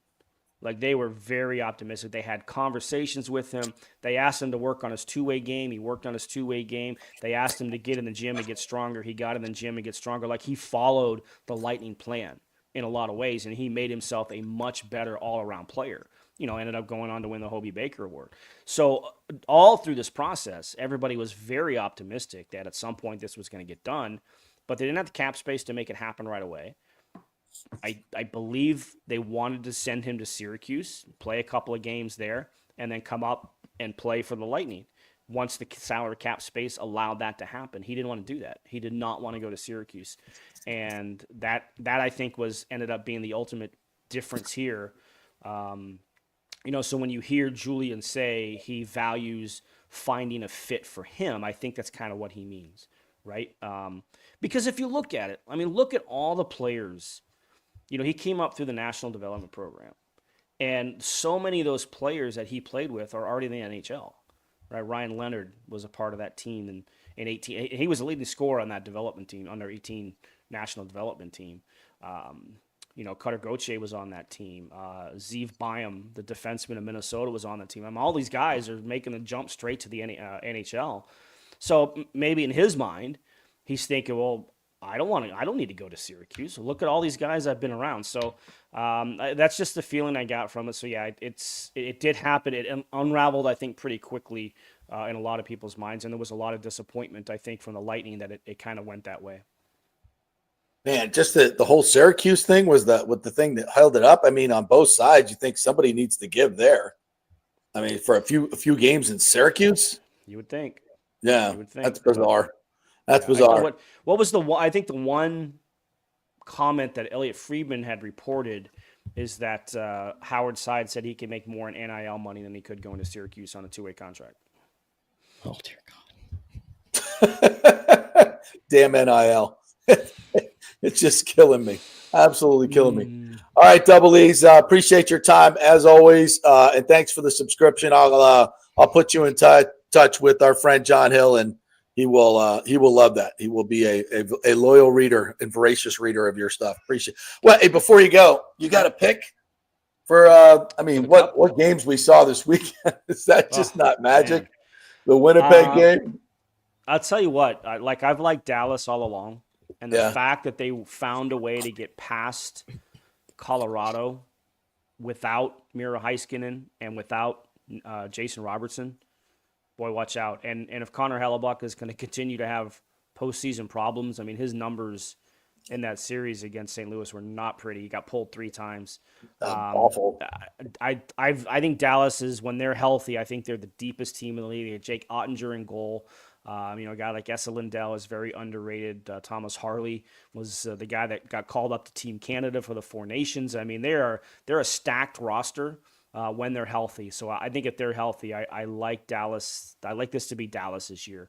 Because I think Florida's probably going to reach the conference finals again. I think they're going to manhandle Toronto, similar to how they manhandled Tampa Bay physically in that aspect.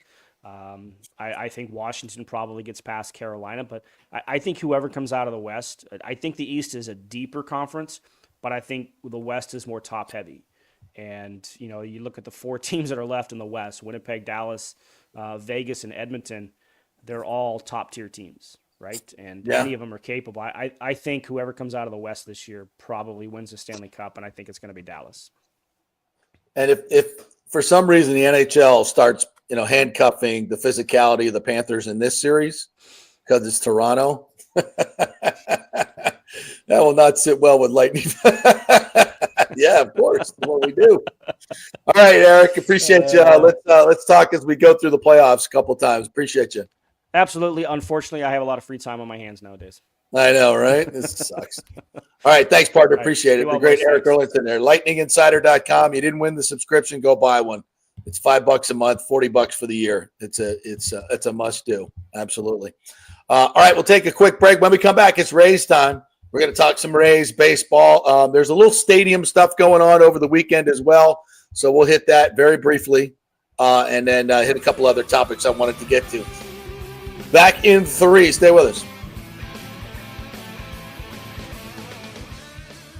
Ciao, Paolo Tini here, owner of Caffè Paradiso, voted number 3 People's Choice Award on Open Table. I want to thank all our loyal family of customers that have been enjoying our great traditional Italian dishes we make from scratch every day. It's a great family story we're proud of. Our family moved from Rimini, Italy in 1984. My dad, Caesar, started Donatello, and that's where I got the start in the restaurant business. I started Caffè Paradiso on South McDill in 1995, and we've been there ever since. From our traditional ossobuco, a veal slow roast for 4 hours, to our daily fresh catch, the Gruppo Paradiso, with a piccata sauce and lobster claw meat, homemade pasta like lasagna, farfalle salchicha, which is a bow tie pasta homemade with fresh sausage. Hold on a minute, JP's favorite. I love it. So come and have a glass of wine with me on South McDill. Get a reservation on Open Table and see all our 5-star reviews. Ciao, see you soon at Paradiso. JP here for Riveters, the official sports bar and grill of the JP Peterson Show. We're located just south of Ray J and Steinbrenner Field, so it's a great pre- and post-game spot, and the happy hour is amazing. Monday through Friday, 3 to 7. Check out these specials. $3 Bud Light drafts, $4 domestic bottles, $5 wells, $6 premium wells, $6 cocktails like margaritas. It's unheard of. And the Riveters food is freshly made daily. No freezers. Happy hour food specials include $3.50 tacos and barbecue sliders. $6 you get edamame or chips with the beer cheese, which is amazing. $8 buffalo chicken dip, my favorite. The truffle fries, chili cheese fries, also $8 at happy hour. As well as other specials throughout the week, including Taco Tuesdays, you get $3 tacos, and Wing Wednesdays, 7 o'clock to 1 a.m. in the morning, you get our amazing wings, 5 for $5 and $5 wells and wines. That's a good Wednesday night. So if you're tired of the preppy, overpriced, generic sports bars, come see the amazing, friendly bartenders and staff at Riveters, where customer service really matters. Riveters, just south of where the Rays and Bucs play. We'll see you there. Summer is coming. Do not get caught with your unit unprepared. Your AC unit, of course. The awesome folks at Third Generation Plumbing and AC have a special going on right now. You get a free 1-year maintenance package with any purchase of a new unit. They have special 60-month financing as well, so you don't need a huge chunk up front. Third Generation has an impeccable reputation built over 30 years of doing business. They do plumbing, AC, mechanical work, anything you need around the house. They are trusted folks. Go to the website and read the 5-star reviews.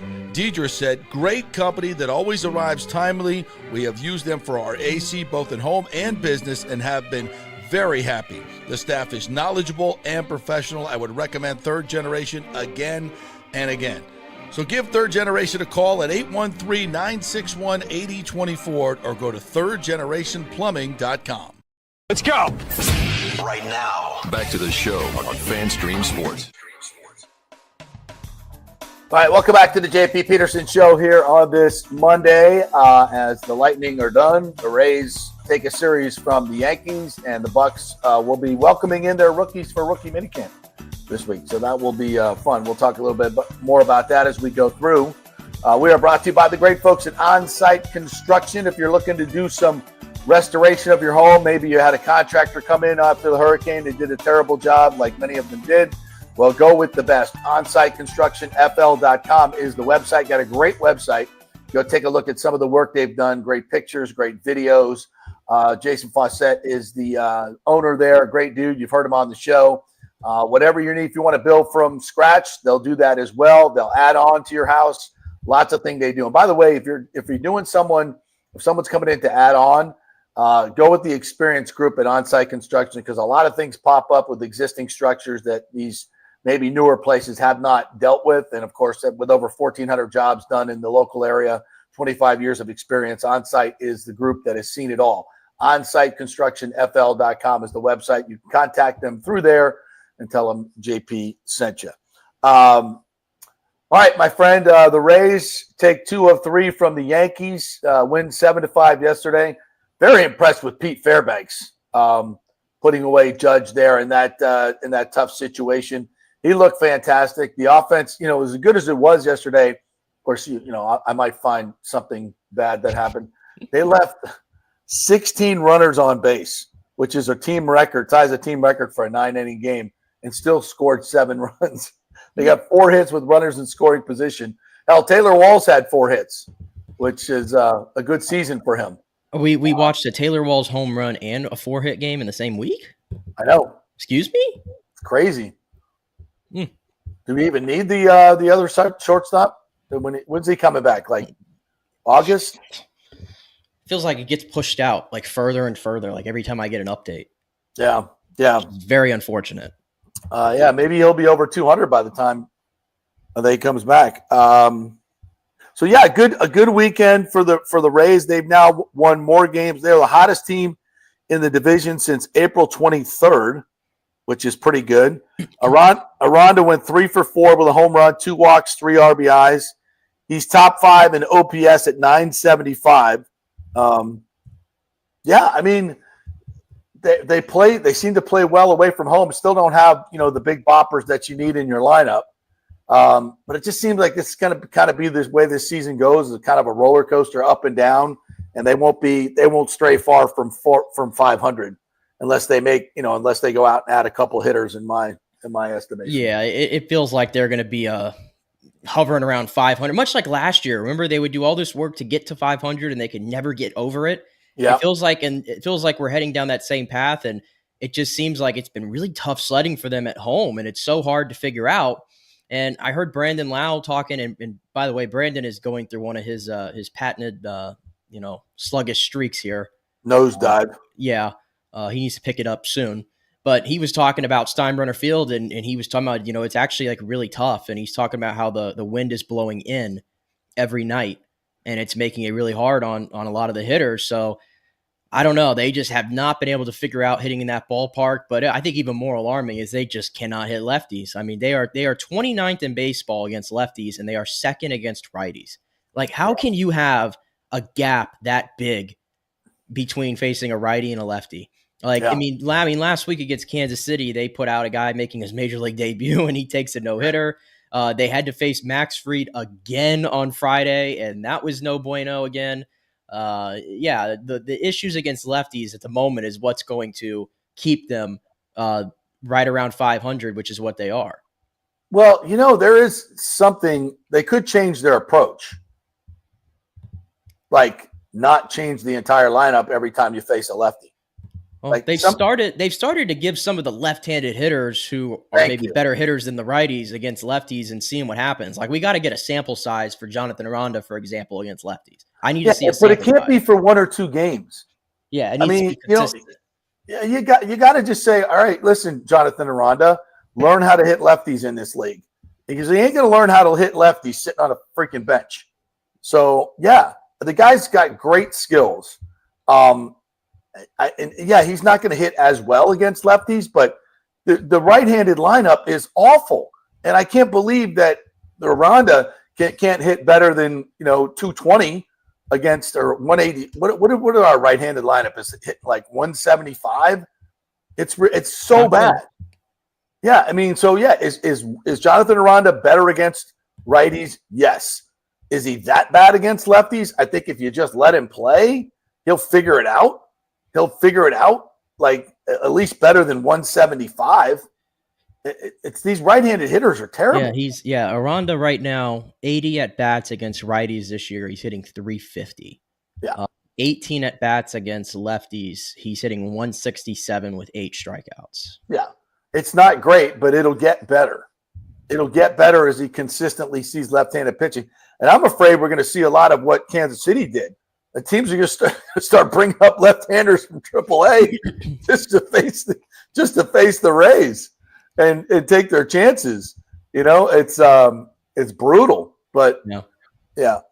But you can make some money off it, though. Yeah, but I would tell you this. To me, still the most entertaining part of watching the Rays play is still Chandler Simpson, I think, at the moment. I mean, yesterday, he I think it was Saturday or yesterday. I can't remember which one, but he beats out just a normal ground ball to second base. To second base. Not third or short. Yeah, and Volpe did everything right, by the way. He fielded the ball cleanly. He got out of his hand quickly, and Simpson still beat the throw. And then yesterday, Yandy hits one up the middle. There was a little delay because Volpe had to get up, but he still scores from second to home on an infield hit. On an infield hit. I mean, he is driving so much of their offense and being able to continue innings and get guys on the base paths. Right now, and he's getting on base at a 333 clip. You probably want get that up just a little bit higher to give himself more chances. But 6 stolen bases already for him. Only been caught once. He's not striking out a lot. He's got that great approach at the plate where, like I said last week, it's like he's a slap hitter and he's putting the ball the opposite field, which is very needed in this lineup. So a guy who could learn or two from him is Taylor Walls. I found this split today. Taylor Walls, after hitting 4 hits yesterday, is now hitting 192 on the season, which is right around his career average. But this is interesting. When he hits the ball on the ground this year, he's hitting 258. When he puts the ball in the air, he's hitting 118. If this guy can just concentrate on just hitting the ball on the ground, he's got speed. Yeah. I mean, I don't know. I'm trying to find anything for Taylor Walls to continue being here on this roster because he's going to be playing a lot. I mean, until Ha-Seong Kim comes back, obviously. But maybe there's something to that. Just keep hitting the ball on the ground and see what happens. Well, Caballero can play short, right? But yeah, not the glove that Taylor is. Not many people are. Nope. But like, there's a reason Taylor Walls, if you go by WAR, Taylor Walls is second on the team in WAR. Yeah, that's crazy. Because his defense is that good. Yeah, that's bananas. But those are the numbers that really matter, especially to the Rays. So, it's going to be interesting how they move forward. But if you could just get a couple of big bats in the lineup, I think it just makes. But in the fact that they're scoring runs with not often and not consistently enough, but if they were just better at base running, which has been another awful thing for them, better just getting contact with runners in scoring position. It's like 16 guys left on me. They had guys all over the bases yesterday, and any other team probably would have scored a lot more runs. But can I also say this not that there's anything wrong with the Rays pitching or anything or the starting pitching, but I just watched Joe Boyle. I didn't watch it, but I saw the highlights of it and the numbers. He's unhittable right now. Joe Boyle just struck out 10 batters in 6 innings and 64 pitches this weekend in Durham. Yeah. This year in 5 starts, the ERA is 173, 26 innings, 33 strikeouts. Man, I don't know who comes out of the rotation because, like I always said, like Zach Littell wouldn't be long, but Zach Littell's giving him a chance. I mean, he went deep in the game this weekend. He doesn't get run support. He still scares me though because he gives up a lot of hard contact and he doesn't have put away stuff. I want to see Joe Boyle in this rotation, man. I just want nasty and as much as possible, and he's got it. Well, we got a surplus of pitching. Yeah. we don't have any power in this lineup at all, hardly at all. I mean, go out and get a hitter. But I think we're the Rays rank in home runs this year. Near the bottom. I actually don't think it's as bad as we think. It was, about a month ago, they were second from the bottom. So I have to go check. But it's not good. They're 20. They're tied for. Well, I guess if you put it this way, only 1, 2, 3, 4, 5 teams have hit less home runs than them this year. They're at 28 home runs for the season. Right. So, yeah, they need power in the lineup. They got to get some power in the lineup. And they have a surplus. Everybody needs pitching except the Rays. So, well, I'm not trading Joe Boyle. That ain't happening. But trade someone. Here's the thing, though. Proven hitters cost money, right? They come with a salary. Correct. And that's where Erik Neander is hamstrung. And that goes back to the owner. I was going back and forth with the people on Twitter this weekend, and there's like, well, they don't have enough attendance to go pay for a hitter. And it's like, it's just like, it's mind blowing how people have been so programmed that that's what determines how much money you can spend. And it's like, no, they have plenty of money that they could spend if they wanted to, but they can't or they won't. So it's just, and imagine if Erik Neander could actually operate this team like a real Major League Baseball team. And honestly, this new CBA coming up, it's going to be I think it's going to be a lot about the salary floor because and one of the reasons you're having major issues in baseball with attendance in Minnesota and obviously Tampa Bay as well, even though they filled the park this year,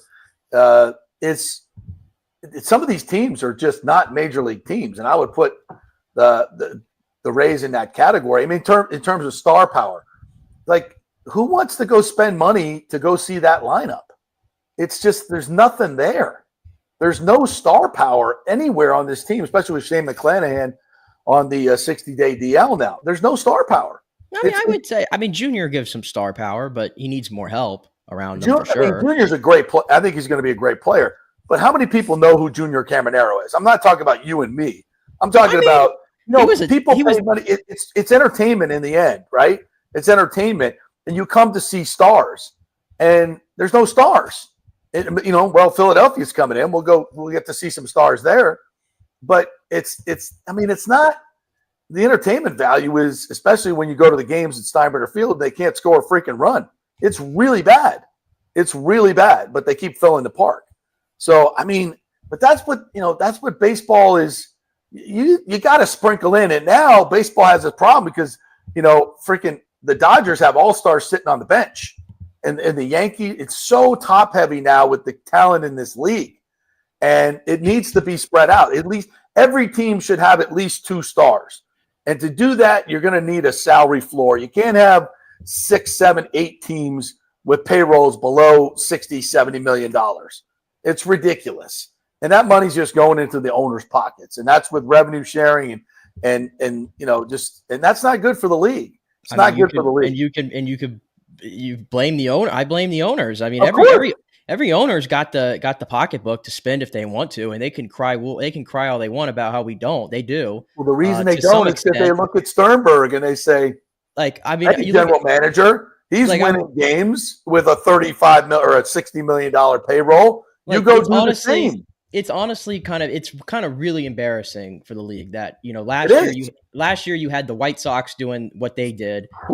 This year you have the Rockies are 6-28. Are they even their run differentials minus 89 already? Yeah. How are they going to win 30 games? I don't know.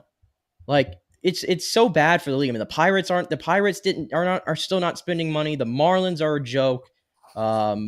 It's just so many teams that just aren't doing it. So it's not just the Rays. You could say that what everybody's doing may be a byproduct of what the Rays did, winning on their budget. That's an argument 100%. To be had for sure.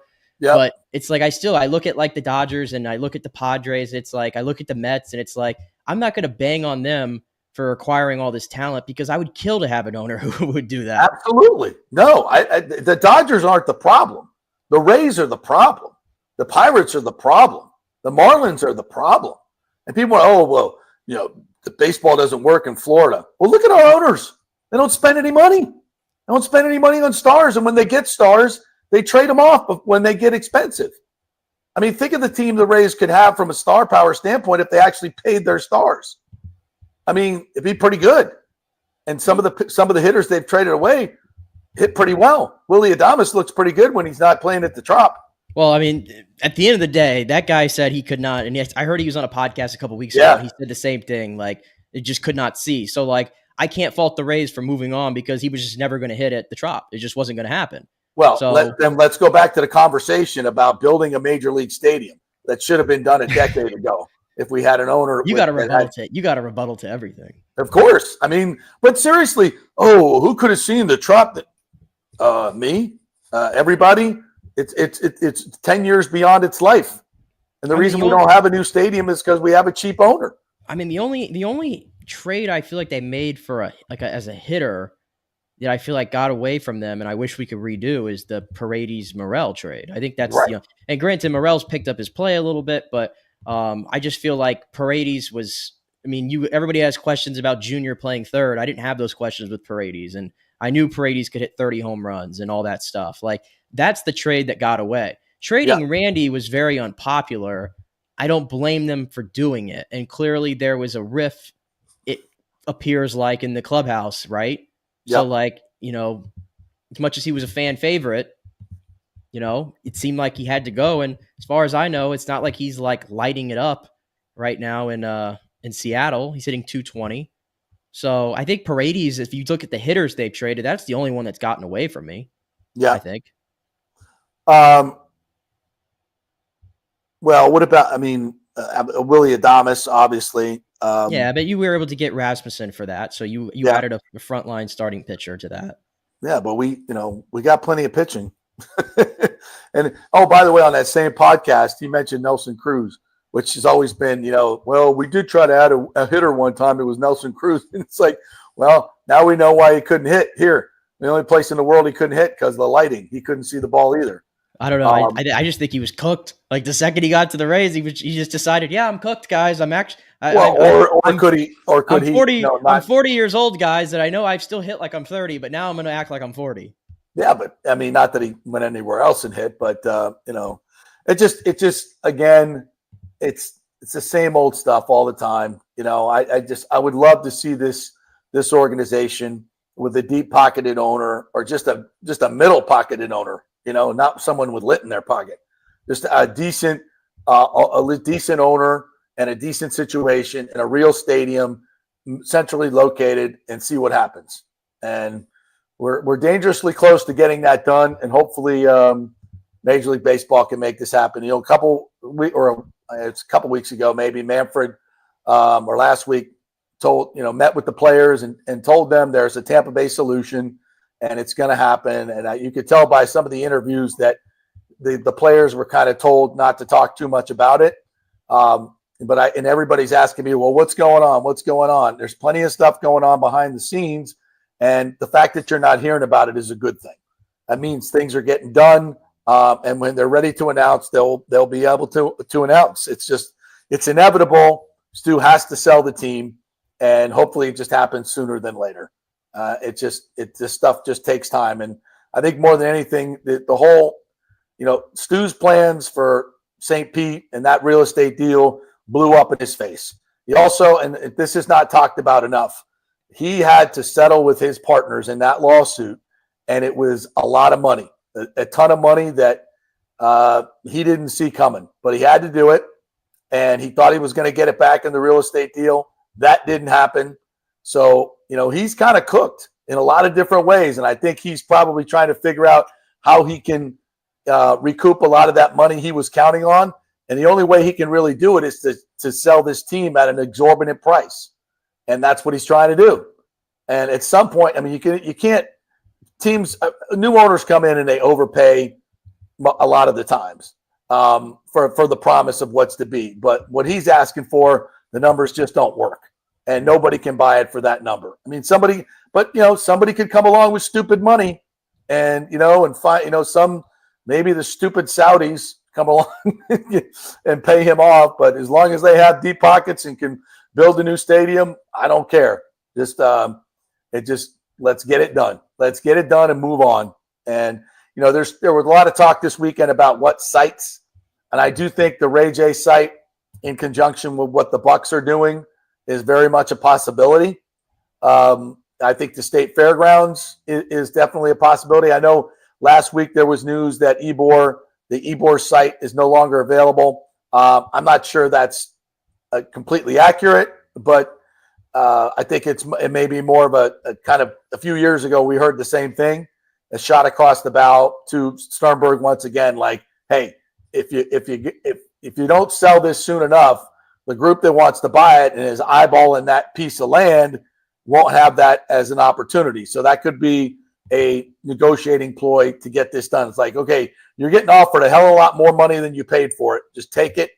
And, if there's a $200 million discrepancy in what you want and what they're offering, at some point you got to meet in the middle or, understand what your worth is. And I think that's kind of where we're at right now. But we're all tired of talking about it. We're all just absolutely exhausted talking about it. So let's just hope that something happens soon. All right. What else did we want to get to today? Anything else? By the way, the Rays, I don't know if you had mentioned it, the Phillies are coming into town this weekend. Yes. That'll be a tough ticket.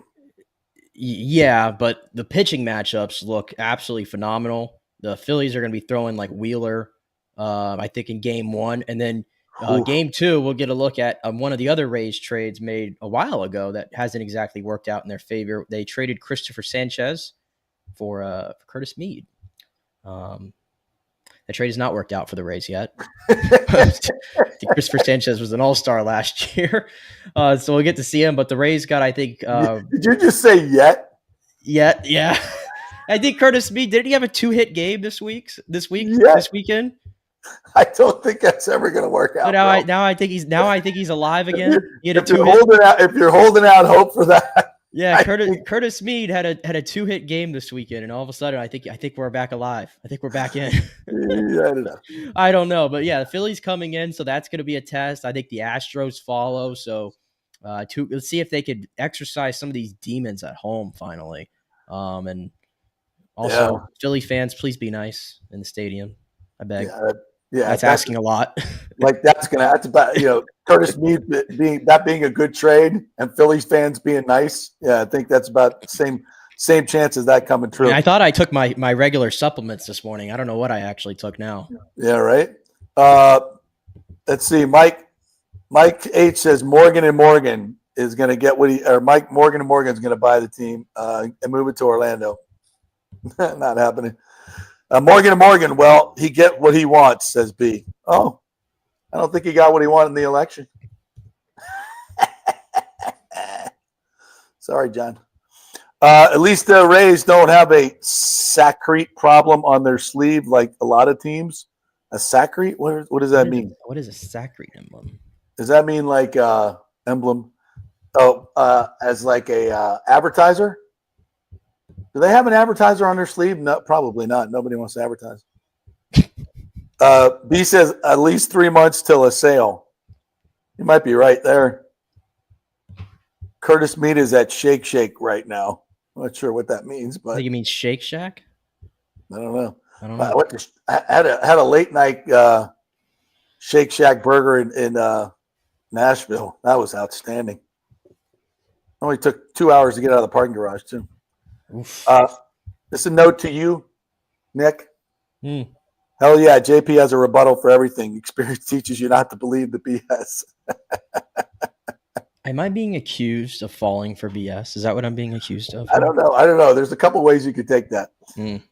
Mike H says, well, you do have to get to the playoffs first to have a chance to advance. That is true. When you're talking about the Lightning. Mike H did put up here, by the way, the Rays are 11-0 when they score 5 or more runs this year. 11-0, perfect record when they score 5 runs. Ergo, trade for some hitting. Shocking development. Teoscar would have been so good. What did Teoscar sign for? I will look it up right now. 50 numbers.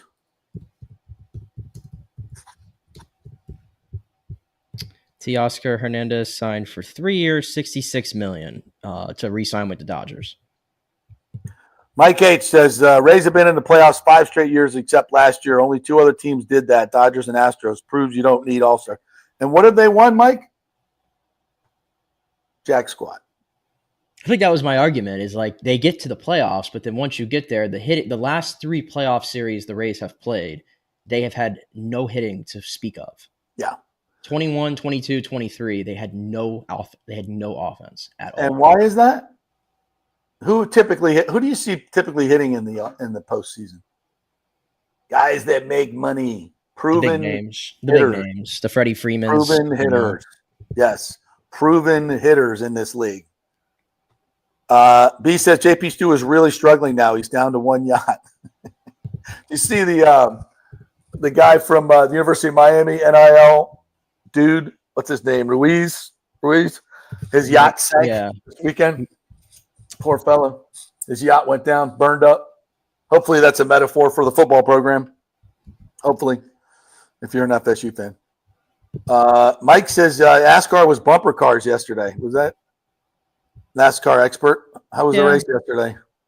It was okay for Texas. It was like 15 cautions. It was bumper cars all weekend and all the things. But yeah, that's usually what you expect at Texas. So, yep. Eloy Jimenez sitting in Durham crushes left-hand pitching. Yeah, he's hitting 240 in Durham though with 2 home runs. Well, what's he hitting against left-handers?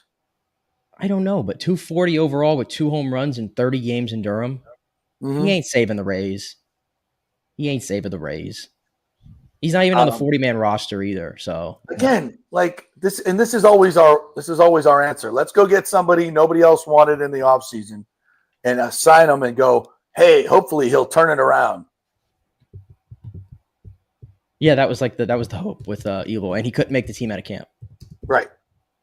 Hey, but Travis Jankowski, man, White Sox cast off, getting big hits for the Rays. Who's that? Travis Jankowski. Right. So what did Teoscar sign for? 3 years, 66. But I mean, what are you going to go to the Dodgers or are you going to go to the Rays? Even if the Rays wanted him. B says the Savannah Bananas hit just fine at Ray J. What gives?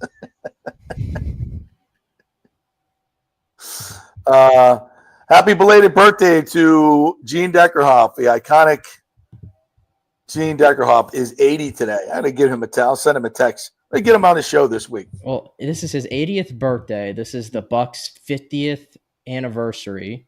Mm-hmm. It sounds to me like Gene Deckerhoff should have his name on the stadium this year. That's what it sounds like to me. Oh, in the Ring of Honor? Shouldn't that happen? Absolutely. I think they should have multiple Ring of Honor members this year, and I'm right now putting my stamp of approval for Gene Deckerhoff and Simeon Rice, who I still can't believe is not, but he announced the Bucs picks at the draft. Yes. So I thought like, okay, this is like one of the first times I've seen Simeon have any sort of like presence with the Bucs in 20 years, which is just, isn't it odd? Like you just never hear about Simeon anymore. And it's like his legacy has sort of just gone so under the radar. Forget trying to be in the Hall of Fame. He's not even in the Ring of Honor. I know, right? But maybe it's because he didn't play long enough with the Bucs. How many years did he play for the Bucs? Yeah, 5. I could have swore, wasn't it like 2001 to like 2006? 5 years. All I know is Simeon Rice is the best pass rusher the Bucs have had outside of Leroy Selmon. Yeah, he was with the Bucs from 2001 to 2006. Yeah. And he had 69 and a half sacks in 87 games. No, Leroy Selmon is a franchise leader in sacks, isn't he? I think so, because I don't know if were they tracking sacks when Leroy started. I'm not even sure. Yeah, I might not. So his number, yeah, Warren Sapp is number 1 with 77, and Simeon is second and 69 and a half. And Simeon's not in the Ring of Honor. Where's Selmon? Is he on the list? Maybe they weren't tracking it, to your point. I don't think they were tracking it because he's down. Yeah. He's down all the way at 23, so they weren't tracking it. The top 5 is Sapp, Simeon, Gerald McCoy, Shaq Barrett, and Levante David. Yeah, I think they started tracking in like 83. Yeah, so that was like right before Leroy's career ended. All right, last one. Question: would you trade Hedman for Quinn Hughes? I mean, yeah, but that ain't happening. I mean, let's trade the 35-year-old defenseman with a broken foot for the guy who probably is going to win the Norris this year and is in his prime. Yeah, that ain't happening.